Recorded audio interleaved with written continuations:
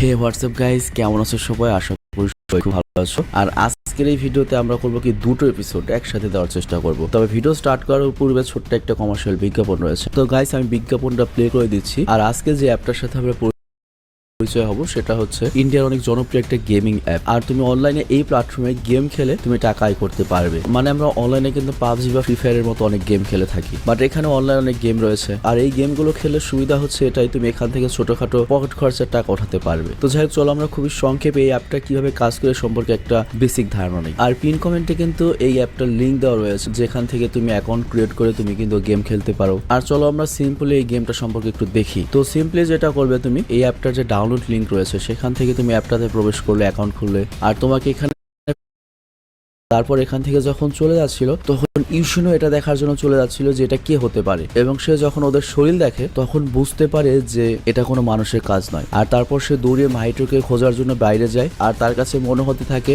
মাহিটোর অবশ্যই মানুষ নয়, তার ভিতর সুপার কোনো পাওয়ার রয়েছে। তো এরপর সে মাহিতোর কাছে যায় আর মাহিতো তাকে বলে, তার মানে তুমি আমাকে দেখতে পাচ্ছ?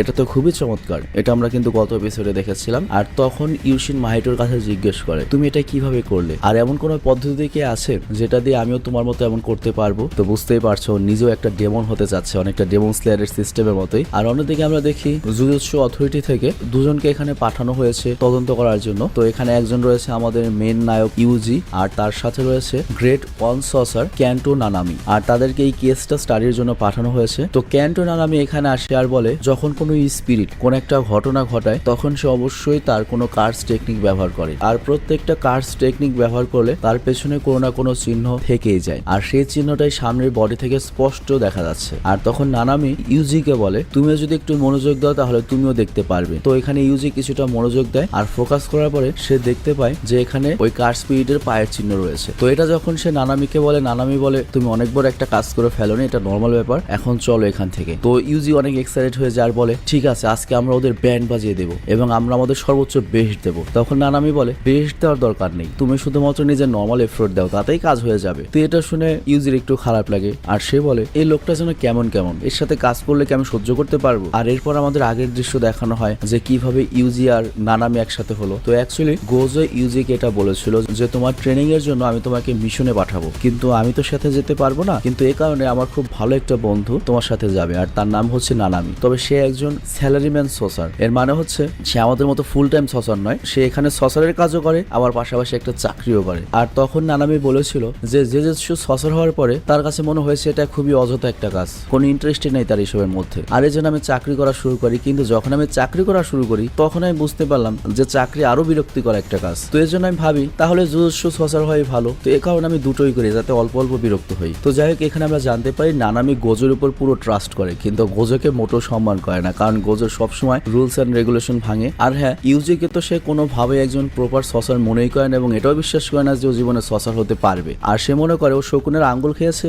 এর জন্য ভেতরে কিছুটা পাওয়ার রয়েছে। কিন্তু বাস্তবিক ইউজি কতদিন কাজে লাগবে এটা সময় বলে দেবে। আর এরপর সিন আবার বর্তমান সময় আসে, আর আমরা দেখি যখন ইউজি আর নানামি দুজনেই হাই রেসিডেন্সিয়ালের কিছু করতে করতে একটা বিল্ডিং এর ছাদে এসে পৌঁছায়। আর তারা যখন বাইরে এসে তখন বৃষ্টি হচ্ছিল, আর ঠিক ওই মুহূর্তে আমরা দেখি ওদের আশেপাশে কিছু কার্স রয়েছে। আর নানামি তখন বলে, ঠিক আছে, আমাদের দুজনের কাছেই কার্স এনার্জি রয়েছে, তাহলে চলো এখানে যে কার্স গুলো রয়েছে ওদের 12টা আমরা বাজিয়ে দিই। আর তখন ইউজি বলে, উনি আমাকে তো কোনো পাত্তাই দেন, আমাকে একটা বাচ্চা মনে করে, কিন্তু আমি নিজেকে এখন প্রমাণ করে দেখাবো। কিন্তু তারপরেও নানামি এখানে বলে ওঠে, আমরা যেহেতু এখানে দুজনই রয়েছি এবং আমাদের দুজনের মধ্যে আমি যেহেতু বড়, তো এটা আমার দায়িত্ব যে তোমার জীবন বাঁচানোর। আর এখানে নানামি বলে, এমনি তো আমি গোজোর মতো নই, জীবন আর মৃত্যুর পরিস্থিতি থেকে বের হওয়াকে আমি অ্যাডাল্ট মনে করি না। আমি মনে করি সেগুলো জীবনের ছোট ছোট জিনিস থেকে আসে, যেগুলো তোমাকে অ্যাডাল্ট বানায়। আর ছোট ছোট জিনিসের মধ্যে ধরো তুমি তোমার একটা ফেভারিট জিনিস চাইবে, কিন্তু সেটা তুমি পাচ্ছ না, কিংবা তুমি যখন দোকানে যাবে সেখানে দেখবে তোমার ফেভারিট কুকিজ নেই, তুমি যখন ব্রেকফাস্ট করতে যাবে দেখবে ব্রেড শেষ হয়ে গিয়েছে। তো এই সব ছোট ছোট জিনিস তোমাকে লাইফে একটা ধাক্কা দেবে এবং তোমাকে অ্যাডাল্ট বানাবে। তো এই কারণে ছোট ছোট প্রত্যেকটা জিনিসই ম্যাটার করে। আর তখনই আমরা দেখি নানামি তার অপোনেন্ট যে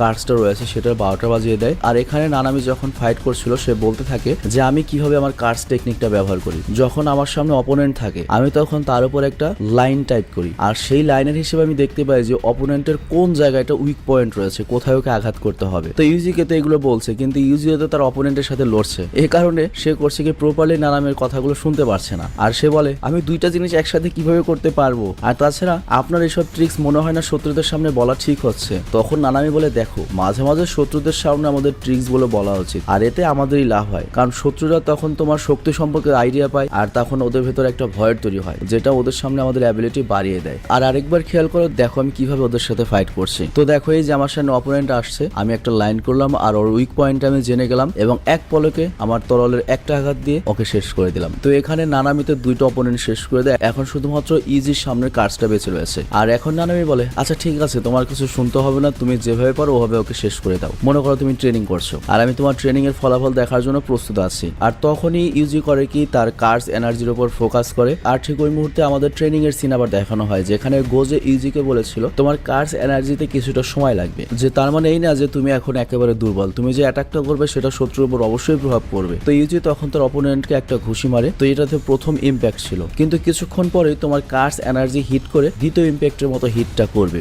আর এটার নাম আমরা রাখবো ডেলিভার গেট ফেস। আর আমাদের ইউজি ঠিক ওই কথা মনে করে সেভাবে আক্রমণ করে, যেটা দেখে নানামিও ইমপ্রেস হয়ে যায় যে ছেলেটা তো আসলে অনেক ভালো ফাইট করতে পারে। আর তারপর বলে এখন আমি বুঝতে পেরেছি যে গোজো কেন তোমাকে বেছে নিয়েছে, কেন তোমার উপর এত ভরসা। তো যাই হোক, এরপর নানামি যখন এই কার্ডসদেরকে পুরোপুরি শেষ করে দেবে তখনই সে দেখতে পায় যে এই কার্ডসটা ঘড়ি পড়ে রয়েছে। আর তখন সে করে কি তার ফোন বের করে ওই কার্ডসের ছবি তোলে এবং দেখে যে ফোনেও তো ওদের ছবি আসে, তার মানে এরা পুরোপুরি কার্ডস নয়। আর এরপর এদের বডি যখন ডক্টরের কাছে নেওয়া হয়, সে ডক্টর কনফার্ম করে যে এরা কোনো কার্ডস নয়, এরা মানুষই ছিল। আর কোনো কার্ডস এসে ওদেরকে মিউটেন্ট করে দিয়েছে। সোজাসুজি বলা যায় এরা হচ্ছে সেই লোক যাদের মৃত্যু থিয়েটারে হয়েছিল আর কার্ডসের এনার্জির কারণে তারা একটা মিউটেন্ট তৈরি হয়ে গিয়েছিল। তো এখানে ইজির অনেক খারাপ লাগে যে সে যাদেরকে মেরেছে তারা কোনো কার্ড ছিল না, বরং মানুষ ছিল। কিন্তু নানামি তখন বলে আরে বাবা, এটা নিয়ে চিন্তা করো না, ওরা তো প্রথমেই মারা গিয়েছিল আর তারপর গিয়ে এরকম একটা মিউটেন্ট ক্রিয়েচারে তৈরি হয়েছে, তুমি এখানে কোনো ভুল করনি, বরং ওদেরকে মুক্তি দিয়েছো। তবে তারপরেও ইজির অনেক রাগ হচ্ছিল যে কোন কার্ডস ওদেরকে এইভাবে মিউটেন্ট তৈরি করে দিয়েছিল,